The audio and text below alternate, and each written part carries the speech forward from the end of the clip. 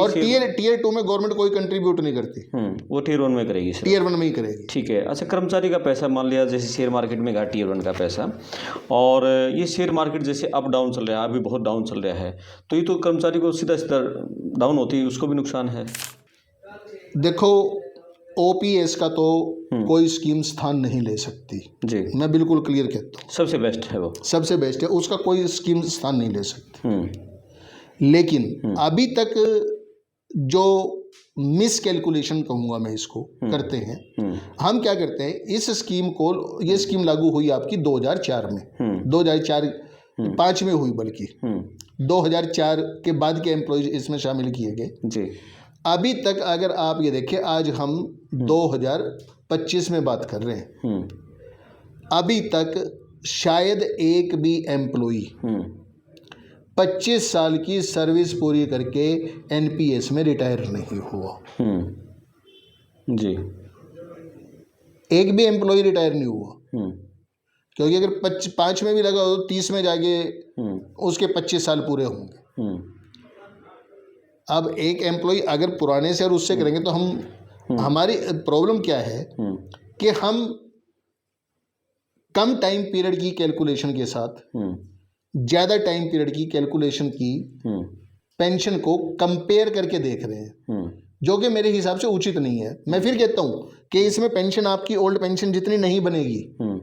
नहीं सर, अभी जब ये पिछले साल आंदोलन चल रहा था लोकसभा चुनाव से पहले, ओपीएस को लेकर एनपीएस कर्मचारियों का, उन्होंने बहुत सारे इस तरह के कुछ कर्मचारियों के दिखाया कि जो ज़्यादा एज में जॉब पे लगे थे, 8-10 साल में, वो जब रिटायर हो गए तो फिर कॉर्पस तो उनकी पेंशन सारी, किसी की 5,000 बनी है, किसी की 6,000 बनी है, किसी की 4,000, नहीं, इससे भी कम बनी है। हाँ, मेरे पास भी एग्जाम्पल है, इससे भी कम बनी है। सरकारी कर्मचारियों के लिए पहले देश में ओल्ड पेंशन स्कीम लागू थी, और उसके बाद उसको ख़त्म करके एनपीएस लागू हुई, न्यू पेंशन स्कीम, और अब 1 अप्रैल से यूपीएस, यूनिफाइड पेंशन स्कीम लागू करने की घोषणा केंद्र सरकार ने की है।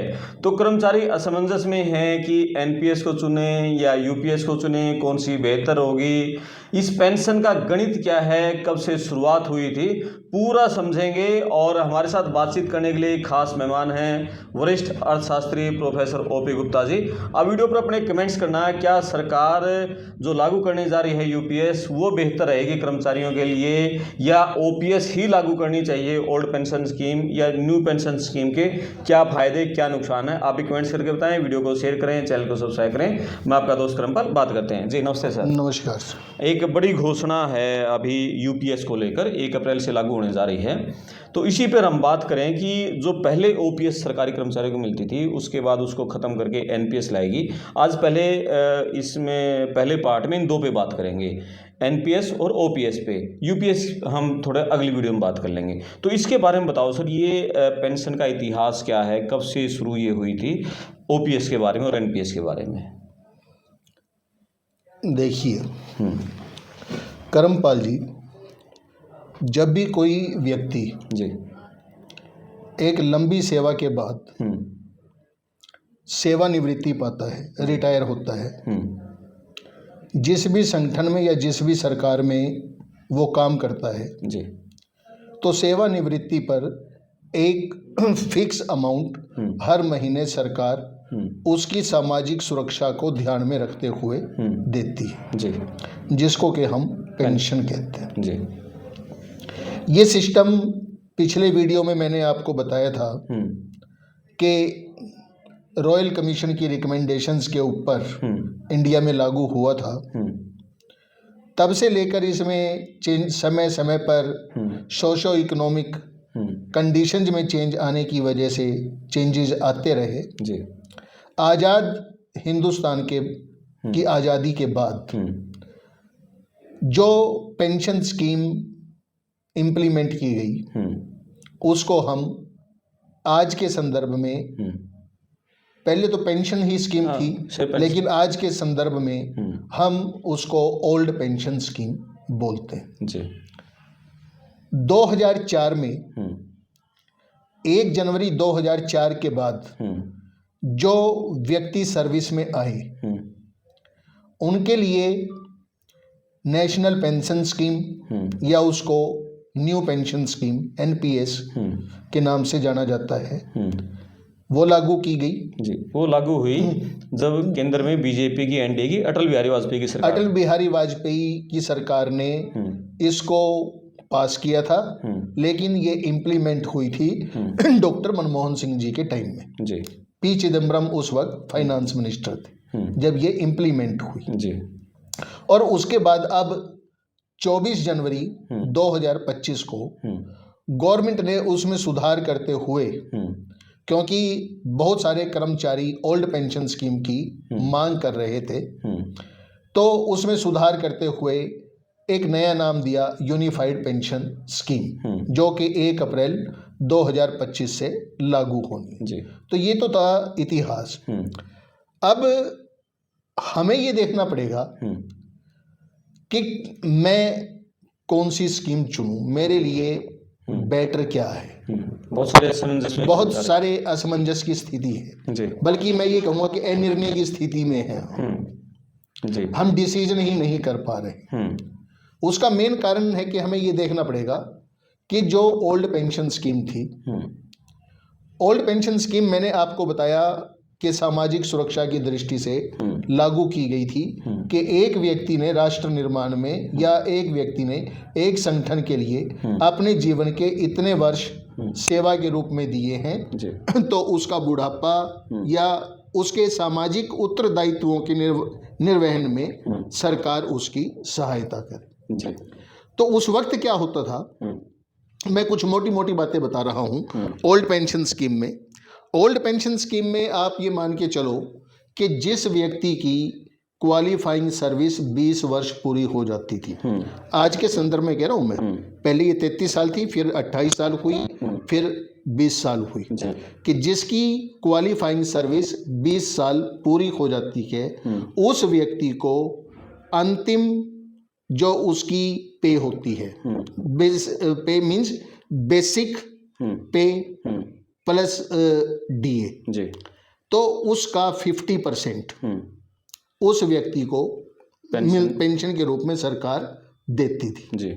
नंबर 1, जो व्यक्ति जीपीएफ के रूप में कंट्रीब्यूट करता था 8.3% हर महीने उसको जमा करवाना होता था, और वो पैसा सरकार देश के निर्माण में यूज करती थी, यानी सरकार को कहीं और से उधार लेने की जरूरत नहीं थी। इस तरह से जो पैसा इकट्ठा होता था वो देश के विकास में लगता था।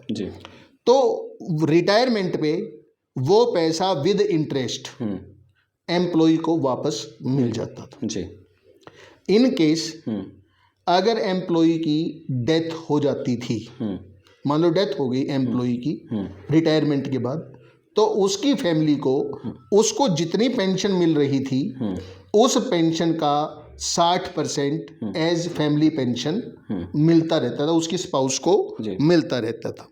इसके अलावा अगर आज के टाइम की बात करूं, एम्प्लॉय को मैक्सिमम पहले 20 लाख सीमा थी, अब 25 लाख रुपए सीमा है कि ये 25 लाख रुपए तक ग्रेच्युटी के रूप में मिलता था। ग्रेच्युटी का मतलब क्या है कि एक एम्प्लॉय जो हर 6 महीने की उसकी क्वालिफाइंग सर्विस थी, तो उस क्वालिफाइंग सर्विस के 6 महीने के बदले उसको 15 दिन की सैलरी मिलती थी। आप ये कह लो कि अगर एक व्यक्ति ने 20 साल सर्विस की है तो 10 महीने की आप ये कह सकते हो कि उसको सैलरी मिल जाएगी एज ग्रेच्युटी। उसकी सीमा जो है वो आपकी 25 लाख रुपए मैक्सिमम, पहले ये 20 लाख थी। इसके अलावा एम्प्लॉय को जो बेनिफिट था, एक बेनिफिट होता था कि पेंशन को एम्प्लॉय कम्यूट करवा सकता था। कम्यूट करवाने का मतलब क्या है कि एम्प्लॉय को पेंशन का कुछ महीनों की पेंशन का 40% हिस्सा उसको एडवांस में दे देती थी government at the time of retirement. वो उसकी इच्छा है एम्प्लॉय की, और उसके ऊपर कोई इनकम टैक्स नहीं लगता।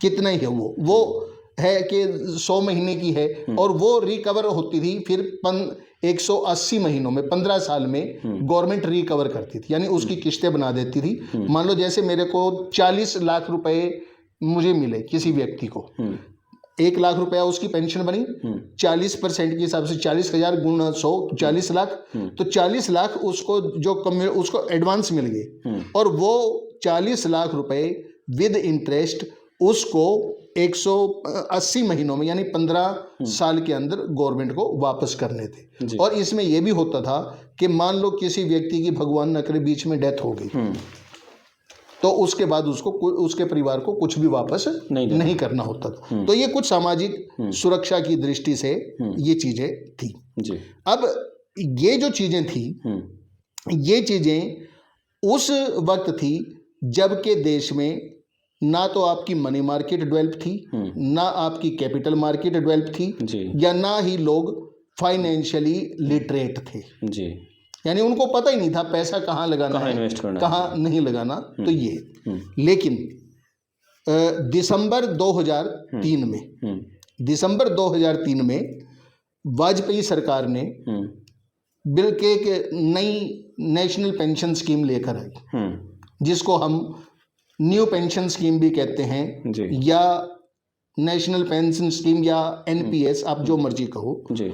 वो लेकर आई और जिसे डॉक्टर मनमोहन सिंह और पी चिदम्बरम के नेतृत्व में उस स्कीम को लागू किया गया। और उस स्कीम में क्या कहा गया कि वो एम्प्लॉई जो 1 जनवरी 2004 के बाद सर्विस में आए हैं, उनके लिए नेशनल पेंशन स्कीम लागू होगी जी। अब ये जो नेशनल पेंशन स्कीम थी, इसमें गवर्नमेंट ने कहा कि भाई हमारे ऊपर बर्डन ज़्यादा है, हम एम्प्लॉयज़ को पेंशन नहीं दे सकते जी। तो उन्होंने क्या किया, एक व्यवस्था बनाई कि 10% एम्प्लॉय कंट्रीब्यूट करेगा और 10% गवर्नमेंट कंट्रीब्यूट करेगी, और एक फंड बनेगा और उस फंड को मैनेज किया जाएगा इस तरह की। यानी जहां पहले एम्प्लॉयज को कुछ भी कंट्रीब्यूट नहीं करना पड़ता था, एनपीएस के अंदर एम्प्लॉय को अपनी सैलरी का 10% कंट्रीब्यूट करना पड़ा। ठीक है। फिर 2009 से गवर्नमेंट ने क्या किया, गवर्नमेंट ने ये किया कि पहले तो ये स्कीम सिर्फ गवर्नमेंट एम्प्लॉयज के लिए थी जी। फिर इसको इंडिया के हर सिटीजन के लिए खोल दिया 2009 से कि कोई भी भारत का नागरिक जो 18 साल से ऊपर का है और 65 साल तक का है, वो एनपीएस के अंदर कंट्रीब्यूट कर सकता है, अपना खाता खोल सकता है। और अब एट प्रेजेंट इसकी जो लिमिट है वो 18 से 70 साल तक है जी।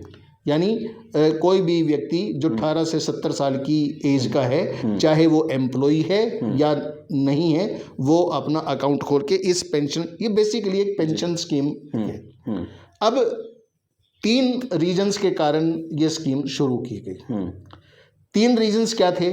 एक तो रीजंस ये था कि फोर्स्ड सेविंग कि मजबूरी में करनी पड़ेगी, आपको 10% तो देना ही पड़ेगा। कर्मचारी की इच्छा हो या ना हो, आपकी इच्छा की कोई वो नहीं है, आपको देना ही पड़ेगा। दूसरी बात ये कही गई कि लोगों को गोल बेस्ड इन्वेस्टमेंट करें, इसको विजिलेंट इन्वेस्टमेंट कह सकते हो आप, गोल बेस्ड इन्वेस्टमेंट, कि आपने आगे बच्चों की पढ़ाई पे खर्च होगा, बच्चों की मैरिज पे खर्च होगा, उसके लिए आप अपना फंड अभी से बनाना शुरू करो। एक चीज ये थी। और तीसरी जो चीज थी वो चीज ये थी कि जब आप रिटायर हो जाओगे तो उस वक्त आपके पास एक एडिक्वेट फंड होना चाहिए, जिसको आप बाजार में लगा के, पेंशन स्कीम्स में लगा के आपको कुछ पैसा मिल सके जी। पहले गवर्नमेंट इसमें 10% कंट्रीब्यूट करती थी, 10% एम्प्लॉय कंट्रीब्यूट करता था, और उसको गवर्नमेंट ने बढ़ा के जब विरोध हुआ तो गवर्नमेंट ने 14% कर दिया। अब गवर्नमेंट 14% कंट्रीब्यूट करती है और एम्प्लॉय 10% कंट्रीब्यूट करता है। अच्छा, जब जीपीएफ कटता था उस समय भी सरकार कोई कंट्रीब्यूट अपना तरफ से करती नहीं, थी? गवर्नमेंट कोई कंट्रीब्यूट नहीं वो करती। सिर्फ कर्मचारी का होता था। तो एनपीएस में सरकार का कंट्रीब्यूशन है। हाँ जी, तो ये तो पॉजिटिव है एक तरह से, एक बात तो। हाँ ये है। मैं अभी और बता रहा हूँ। अब ये जो पैसा इकट्ठा हुआ, जब एम्प्लॉय रिटायर होगा उसकी टाइम हर साल इस पे ब्याज भी लगेगा, या ये पैसा मार्केट में जाएगा तो इन्वेस्टमेंट होगी तो उसकी रिटर्न आएगी। वो पैसा जितना भी इकट्ठा होगा, यानी 24%, 14% गवर्नमेंट का, 10% एम्प्लॉय का, जितना भी पैसा इकट्ठा होगा at the time of retirement, employ उसमें से 60% निकाल सकता है, बट 40% उसको एन्युटी स्कीम में लगाना पड़ेगा, पेंशन स्कीम में लगाना पड़ेगा वो फंड। अब इसका मतलब क्या हुआ कि गवर्नमेंट ने इन्वेस्टमेंट, एक तरह से इन्वेस्टमेंट प्लानिंग होगी। एक तरफ तो आपकी टैक्स प्लानिंग है, एक तरफ इन्वेस्टमेंट प्लानिंग है।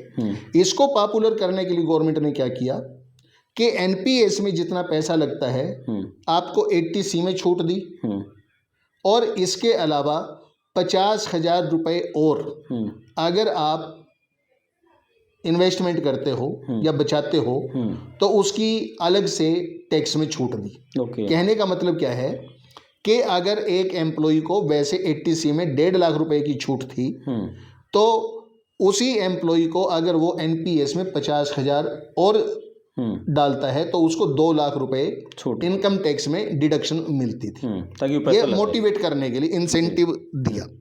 अब एक क्वेश्चन आपके दिमाग में आएगा कि भाई ये पैसा इन्वेस्टमेंट तो गवर्नमेंट कर रही है, मार्केट में लगा रही है, क्या एम्प्लॉय का कोई कंट्रोल है उस पैसे पे लगाने पे? बिल्कुल, ये आप सही कर रहे हैं, इस पे कंट्रोल नहीं है। और बहुत सारे जो कर्मचारी संगठन जो भी आंदोलन कर रहे थे भाई ओपीएस लागू करो, ये भी कहते हैं कि हमें ये पैसा ये नहीं पता ये जा कहाँ रहा है हमारा, इस तरह के भी सवाल उठ रहे हैं।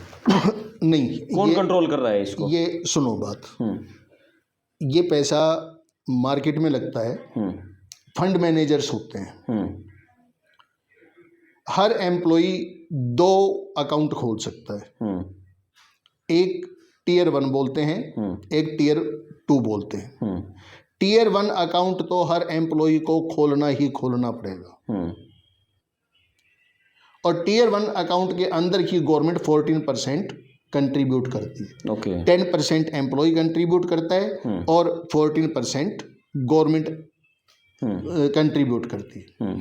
लेकिन जो टियर 2 अकाउंट है, एम्प्लॉय चाहे कि मेरे को रिटायरमेंट पे इतना पैसा मिलना चाहिए, वो अपना पैसा उसमें डाल सकता है, जैसे जीपीएफ में डालते थे लोग, मर्जी के हिसाब से। हैं जी, उसकी मर्जी के हिसाब से, और वो जितना पैसा होगा विद इंटरेस्ट उसको रिटायरमेंट पे वापस मिल जाएगा। ये टियर 2 अकाउंट की बात कर रहा हूँ। अब इसके लिए क्या करना होता है, एम्प्लॉयज को, हर एम्प्लॉय को जैसे ही वो सब्सक्राइब करता है अपने आप को, उसको एक प्रैन नंबर मिलता है, permanent retirement account number, 12 digit का होता है। उसी में उसके अकाउंट में पैसे जाते हैं। जो कॉर्पस इकट्ठा होता है, जो ये कहते हैं कि हमें ये नहीं पता कि हमारा पैसा कहाँ जा रहा है कहाँ नहीं, इसमें 2 तरह की इन्वेस्टमेंट है, एक एक्टिव, एक ऑटो। एक्टिव इन्वेस्टमेंट में क्या है कि 3-4 कैटेगरी हैं, जिसमें कि एम्प्लॉय खुद डिसीजन ले सकता है। 3-4 कैटेगरी क्या है कि मैं कितना रिस्क उठा सकता हूँ जी। और इकोनॉमिक्स में एक टर्म आती है हमारे, जब हम थ्योरी ऑफ प्रॉफिट पढ़ते हैं, higher the risk higher the profit जी, कि आप हाई रिस्क जितना होगा उतनी ज़्यादा रिटर्न भी मिलने की संभावना है जी। मॉडरेट, मान लो कोई ये कहे कि मेरा तो 75% पैसा जो है शेयर मार्केट में लगा दो। हालांकि आज के टाइम में ये बात करते हुए डर लगता है शेयर मार्केट को देखते हुए, लेकिन सितंबर तक की अगर हम बात करें, पिछले साल सितंबर तक की, तो शेयर मार्केट ने लोगों को खूब प्रॉफिट दिया जी। अप्रोक्सीमेटली 40% 50% तक प्रॉफिट दिया है। ये अलग बात है कि वो घट के अब 12 13 15% पे भी आया हुआ है, जी। वो समय की बात है, क्योंकि अप्स एंड डाउन्स तो मार्केट में चलते हैं, चल सकते हैं। तो एक तो ये हो गया कि इक्विटी में लगाने को कहे, एक ये कहे कि वो कि भाई मैं तो मॉडरेट चाहिए मेरे को, मैं ज़्यादा रिस्क नहीं ले सकता और ज़्यादा रिटर्न की भी ज़रूरत नहीं है, तो वो कॉरपोरेट बॉन्ड्स में पैसा लगा सकता है। और तीसरी स्थिति है कि भाई मेरे को तो बिल्कुल नहीं रिस्क लेना, वो गवर्नमेंट सिक्योरिटीज़ के अंदर, गवर्नमेंट बॉन्ड्स के अंदर पैसा लग सकता है। ओके, वो खुद डिसाइड करता है। ये ऑप्शन रहते हैं। हाँ, ये ऑप्शन है और वो साल में 2 बार कर सकता है इसको एक्सरसाइज, साल में 2 बार एक्सरसाइज कर सकता है। और अगर वो ये कहते हैं कि मेरे को तो कुछ भी नहीं पता,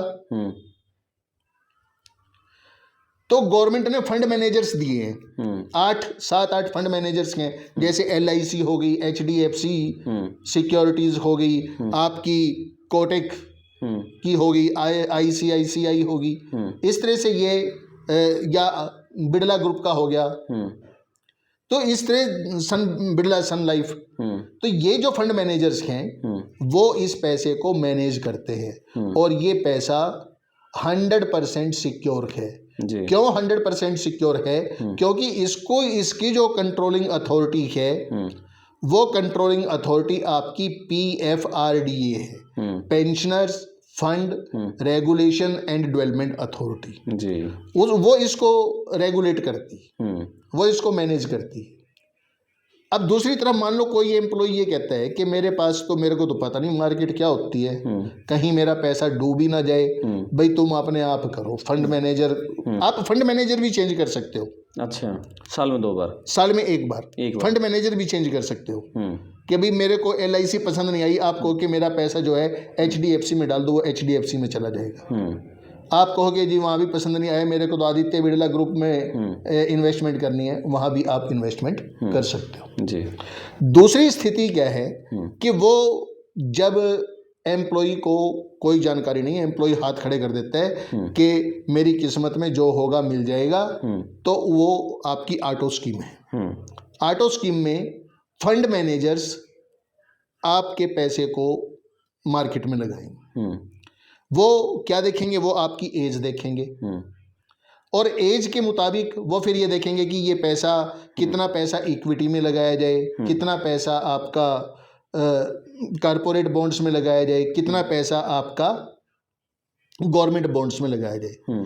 इसके अलावा एक और ऑप्शन होता है, ऑप्शन क्या, वो एक और कैटेगरी है कि एग्रेसिव रिस्क जी, कि भाई मैं नहीं परवाह करता, जो होगा देखा जाएगा। अल्टरनेट इन्वेस्टमेंट फंड बोल देते हैं उसको जी। लेकिन उसमें 5% से ज़्यादा पैसा नहीं लग सकता आपके कॉर्पस का, फंड का। इसमें रियल एस्टेट आ जाएंगी जी, कि रियल एस्टेट ट्रस्ट फंड जो है उसमें पैसा लगा दें, लेकिन वो आपके फंड का 5%, किसी भी एम्प्लॉय के फंड का 5% से ज़्यादा नहीं हो सकता। ठीक है। तो इस तरह से होने के बाद एम्प्लॉय मान लो रिटायर होता है, रिटायर होने पर वो 60% पैसा उसको मिल जाएगा। 40% पैसे पर रिटर्न देखेंगे कितनी हुई। ऑन एन एवरेज अगर हम 8-9% लगाएं तो जितना एक साल में बनेगा, 40% तो करना ही करना, वो आपका 100% पैसा भी रख सकते हैं वहाँ पे एम्प्लॉय, सारे का सारा एन्युटी फंड में रख सकता है कि मेरा तो सारा पैसा इसमें हो, जितना ब्याज मिलता है, जितनी रिटर्न मिले उतनी मेरी 12 महीनों में बांट दी जाए। तो ये इसकी कैलकुलेशन है। यानी जैसे जैसे व्यक्ति की एज बढ़ती जाती है उसकी रिस्क लेने की कैपेबिलिटी कम होती, क्षमता कम होती जाती है। अच्छा, जो टीयर 1 और टीयर 2 का पैसा है, ये सारा ही शेयर बाजार में लगता है? टीयर 1 का पैसा शेयर मार्केट में लगता है, टीयर 2 का पैसा आपको विद इंटरेस्ट, यानी वो लगेगा तो शेयर मार्केट में ही, लेकिन वो जितना होगा वो सारा का सारा आपको वापस मिल जाएगा। अच्छा, जैसे अभी और टीयर 2 में गवर्नमेंट कोई कंट्रीब्यूट नहीं करती, वो टीयर 1 में करेगी, टीयर 1 में ही करेगी। ठीक है। अच्छा, कर्मचारी का पैसा मान लिया जैसे शेयर मार्केट में गया टीयर 1 का पैसा, और ये शेयर मार्केट जैसे अप डाउन चल रहा है, अभी बहुत डाउन चल रहा है, तो ये तो कर्मचारी को सीधा सीधा डाउन होती है, उसको भी नुकसान है। नहीं, वो तो दोनों ही बातें हैं ना। मैंने आपको क्या बताया कि higher risk higher the profit, higher the risk higher the profit. और ये साइकिल होते हैं शेयर मार्केट में कि कभी मंदी कभी ऊंचाई। अब आप मान के चलो कि अगर किसी व्यक्ति का 1 करोड़ रुपए का फंड था, हो सकता है कि 5 महीने पहले उसकी वैल्यू 2.25 करोड़ हो रही हो या 1.5 करोड़ हो रही हो, लेकिन आज की स्थिति में देखोगे तो वही वैल्यू हो सकता है उसकी 1 करोड़ की 70 लाख रह रही है। बिल्कुल। तो ये तो रिस्क टेकिंग कैपेबिलिटी के ऊपर डिपेंड करता है। अच्छा, एक आपने जो बताया कि ये फंड मैनेजर्स चेंज कर सकते हैं, मुझे नहीं लगता 10% कर्मचारी चेंज करते होंगे, पता ही नहीं होगा। इस बारे में मेरे पास डेटा नहीं है कितने चेंज करते हैं, लेकिन कर सकते हैं। मैंने ये हाँ, कर सकते हैं। हाँ जी। हाँ, लेकिन मुझे लगता है इसमें करते होंगे क्योंकि बहुत सारे कर्मचारियों को तो पता ही नहीं है। कुछ ही बहुत ज़्यादा जो एक्टिव हैं, जो इस आंदोलन को लेकर इसमें लगे हुए हैं, ओपीएस आंदोलन छेड़, वो इसकी डेप्थ में थोड़ा गए हैं, उनको थोड़ा बहुत पता है, लेकिन मुझे नहीं लगता इसमें गए होंगे। तो आपने इसमें मैं बताता हूँ करमपाल जी, अभी तक सबसे बड़ी प्रॉब्लम क्या है। देखो, ओपीएस का तो कोई स्कीम स्थान नहीं ले सकती जी, मैं बिल्कुल क्लियर कहता हूँ। सबसे बेस्ट है वो, सबसे बेस्ट है, उसका कोई स्कीम स्थान नहीं ले सकती। लेकिन अभी तक जो मिस कैलकुलेशन कहूँगा मैं इसको करते हैं, हम क्या करते हैं, इस स्कीम को, ये स्कीम लागू हुई आपकी 2004 में, 2005 में हुई, बल्कि 2004 के बाद के एम्प्लॉयज इसमें शामिल किए गए जी। अभी तक अगर आप ये देखें, आज हम 2025 में बात कर रहे हैं, अभी तक शायद एक भी एम्प्लॉई 25 साल की सर्विस पूरी करके एनपीएस में रिटायर नहीं हुआ जी। एक भी एम्प्लॉय रिटायर नहीं हुआ, क्योंकि अगर 5 में भी लगा हो तो 30 में जाके उसके 25 साल पूरे होंगे। अब एक एम्प्लॉय अगर पुराने से और उससे करेंगे तो हमारी प्रॉब्लम क्या है कि हम कम टाइम पीरियड की कैलकुलेशन के साथ ज़्यादा टाइम पीरियड की कैलकुलेशन की पेंशन को कंपेयर करके देख रहे हैं, जो कि मेरे हिसाब से उचित नहीं है। मैं फिर कहता हूँ कि इसमें पेंशन आपकी ओल्ड पेंशन जितनी नहीं बनेगी। नहीं सर, अभी जब ये पिछले साल आंदोलन चल रहा था लोकसभा चुनाव से पहले, ओपीएस को लेकर एनपीएस कर्मचारियों का, उन्होंने बहुत सारे इस तरह के कुछ कर्मचारियों को दिखाया कि जो ज़्यादा एज में जॉब पे लगे थे, 8-10 साल में, वो जब रिटायर हो गए तो फिर कॉर्पस तो उनकी पेंशन सारी, किसी की 5,000 बनी है, किसी की 6,000 बनी है, किसी की 4,000, नहीं, इससे भी कम बनी है। हाँ, मेरे पास भी एग्जाम्पल है, इससे भी कम बनी है। लेकिन प्रॉब्लम वही है कि एक एम्प्लॉई, मान लो 45 साल की उम्र में, 40 साल की उम्र में किसी ने क्लास 4 जॉब ज्वाइन की, उसका क्या तो ग्रेड होगा, और 10% में कितना उसका कॉर्पस बन जाएगा।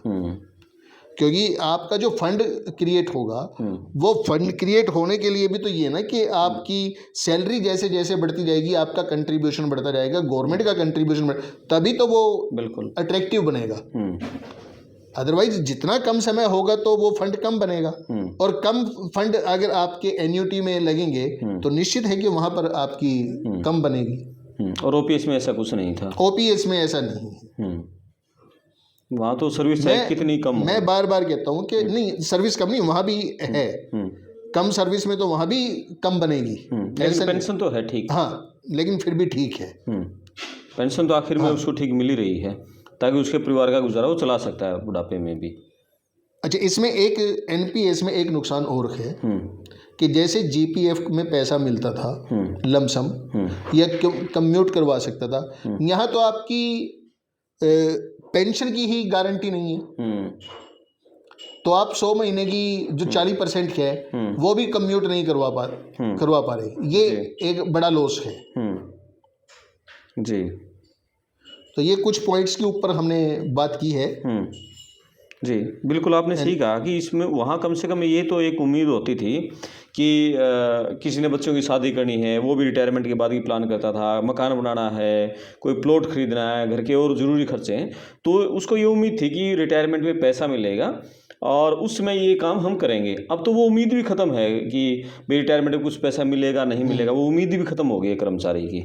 अच्छा, इसमें एक चीज़ और रह गई कि ओल्ड पेंशन स्कीम में आप जीपीएफ में से जब चाहे अपना पैसा निकाल सकते थे। निकाल सकते थे, बिल्कुल, बच्चे की शादी है, एडवांस कुछ भी मिल है। सकता था। लेकिन एनपीएस में ऐसा कुछ नहीं है, आपको सिर्फ 3 मौके मिलते हैं।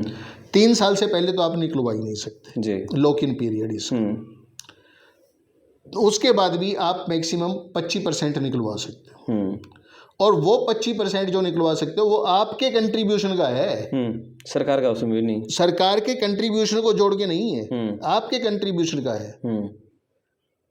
और वो भी आप एक बार निकलवा लिए तो 5 साल के बाद निकलवाओगे, और उसके लिए भी वैलिड रीजन होने चाहिए। वैलिड रीजन क्या है? आपको जी मैंने बच्चे की शादी करनी है, ठीक है 25% निकलवा लो। आपको जी घर में बीमारी आ गई, 25% निकलवा सकते हो। आपको जी मैंने मकान खरीदना है, 25% निकलवा सकते हो।